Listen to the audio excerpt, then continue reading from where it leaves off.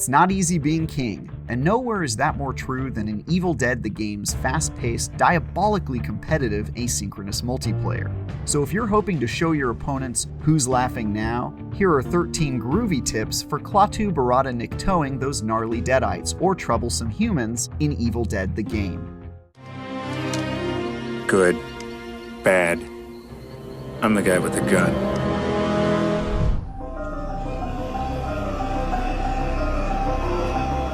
If you want to play cooperatively with friends, you'll need to play as one of 4 survivors, working together to defeat an all-powerful demon. Here are some tips for playing as a survivor.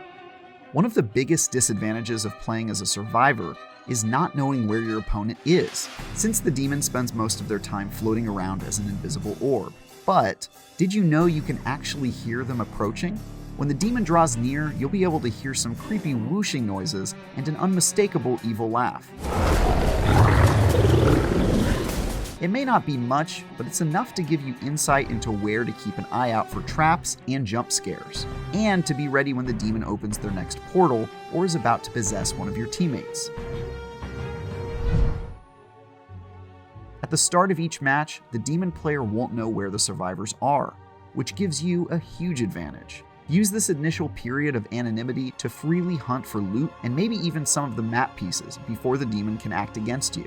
Be warned, however, that certain actions can give your position away. Shooting weapons, driving vehicles, or otherwise making a lot of noise or letting your fear meter get too high will all alert the demon player, so be sure to keep as low a profile as possible early in the match.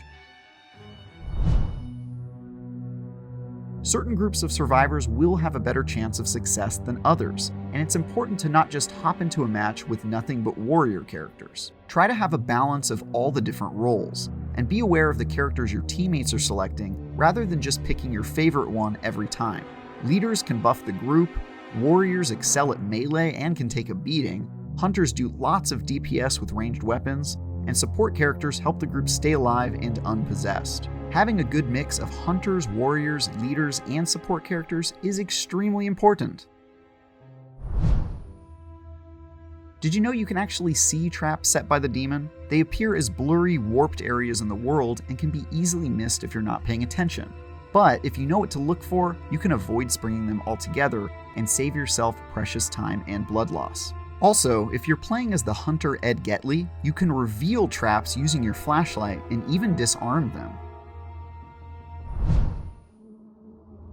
In order to win as a survivor, you'll need to collect the lost pages of the Necronomicon and the Kandarian dagger. During these sequences, you'll need to remain in the blue aura that appears around the item. But what you might not know is that the objective completes much faster when more survivors are standing within that aura. Completing these objectives exorcises the demon from the area, so the faster you get it done, the better. Every second the match goes on, the demon player gains XP, making them stronger and your odds at victory slimmer. To that end, don't waste time exploring every nook and cranny looking for every single piece of loot. Keep your eye on the prize and try completing your objectives before the demon can level up. That said, you'll also have a tough time at winning if the group isn't geared up. So make time for finding loot if you're ill-equipped and use your flashlight to spot hidden objects and chests as you explore. In either case though, act with speed and don't spend more time in an area than you absolutely have to. If you don't have any friends online to play with, or are just in the mood to ruin someone else's day, you might consider playing as one of Evil Dead the game's 3 demon characters. Here's some tips for advocating on behalf of the undead. As a demon, at the beginning of every match, your first priority should be to scan the map as fast as you can to find the survivors. The faster you find them, the faster you can start putting the screws to them and leveling up. Survivors will show up on your radar when they're in your general vicinity, so you don't have to be very thorough. But you do have to be fast and efficient, so move quickly and don't worry about anything else until you find them.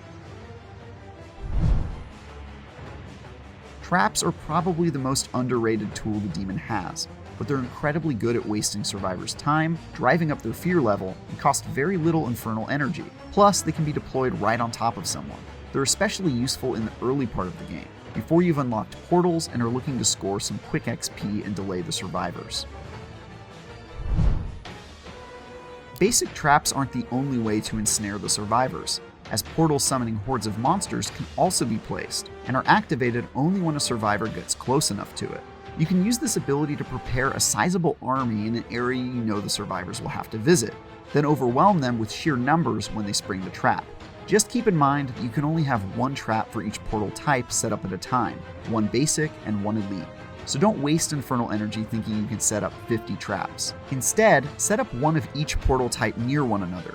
Then gather enough infernal energy to immediately open another 2 once the trap portals are sprung. This immediately blankets the area with more enemies than the average survivor group can handle. Utterly devastating. Possessing enemy players is a great way to confuse and overwhelm the enemy, but it's also an easy way to waste infernal energy if you don't do it properly. Make sure to only possess players that are standing close to their allies, so you can easily attack them.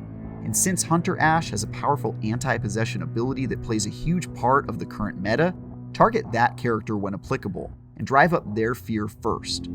If you can possess the only character capable of countering possessions, you take away one of the enemy's main advantages against you. Also, when possessing other players, use as much of their ammo as you possibly can.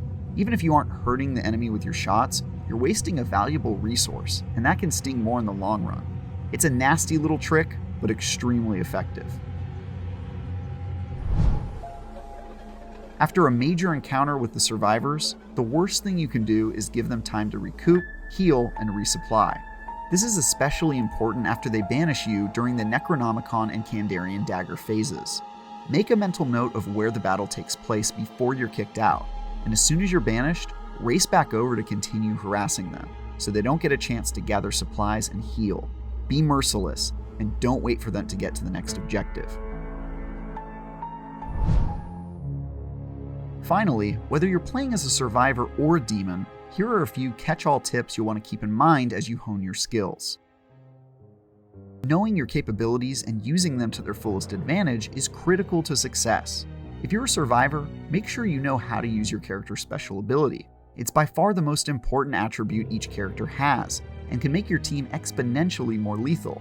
For example, Cheryl Williams can heal the entire group, and Henry the Red can become invincible for a limited period of time. If you're the demon, make sure to read up on the abilities of all your playable units, as they each have an arsenal that can make them much more destructive when controlled directly by the player.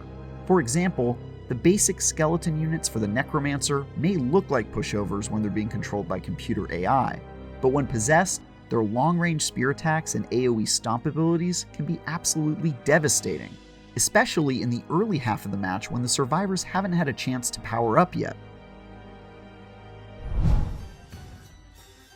Did you know that every playable character in Evil Dead has their own skill tree that can be leveled up, demons and survivors alike? Visit the Collections tab and you'll find a complete roster of all the characters you've unlocked. Characters gain XP when you play as them automatically, but you can also spend your spirit point pool to level up your favorites. Think of spirit points as a discretionary fund of XP that can be awarded to any character you want, whether you've been using them or not. Upgrading your character is one of the best ways to gain an edge in Evil Dead. There you have it. Hopefully these tips will have your enemies, living and undead, saying "Hail to the King, baby." For more deadites and/or ashisms, Groovy, check out our review of Evil Dead the game, or 16 things you probably didn't know about the Evil Dead franchise. For all your other groovy news, stick with IGN.